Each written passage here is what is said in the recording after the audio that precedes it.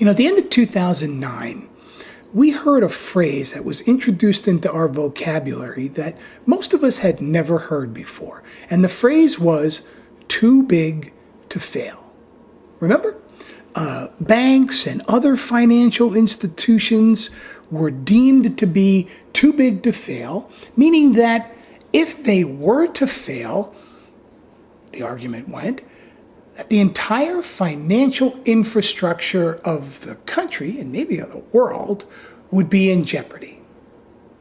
Well, I was thinking about that phrase the other day when I heard that Facebook had just reached 500 million active users.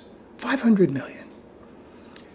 And I thought, does that make Facebook too big to fail?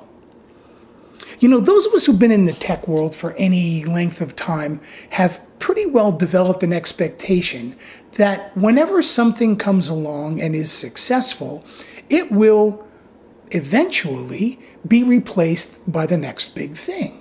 In the world of social interaction networks, this goes way back to CompuServe back in the early 80s.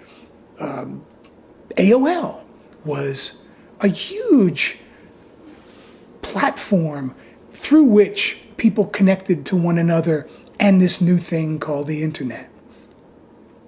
MySpace became a huge phenomenon in the early aughts as people discovered ways to connect with one another and to share information and music and all kinds of ways to communicate with one another. But I think that this new platform, this new phase that we've entered, where Facebook has become this important resource for many of those 500 million people, puts us in a different league. We often hear, well, I wonder what's going to come next. What's going to replace Facebook? I have a sneaky suspicion that that's a question that people are going to be asking for a long time, and that's not going to have an answer. Why? Look, take a look at, first of all, the fastest growing category of people on Facebook. People like me, grandparents, people over 55. Now, my peers are not likely to be looking for the next big thing. Why are they going to Facebook, many of them? Because their children, and maybe even more importantly, their grandchildren, are on Facebook. The information that they want to be able to have access to is on Facebook. Now, what we're developing is a legacy of connections and of communication that, even if it were technically transportable, even if all of your Facebook information was easily exportable from Facebook and then importable into the next platform, the fact is the barriers to doing so, not just technical, but psychological barriers to doing so, get to become prohibitive. I think we have gotten to a point where the next big thing isn't going to matter very much to people who are only concerned about being able to stay connected with their children and their grandchildren. Oh, and to play Farmville and, all the other things that happen on Facebook. So, what does it mean if Facebook is too big to fail?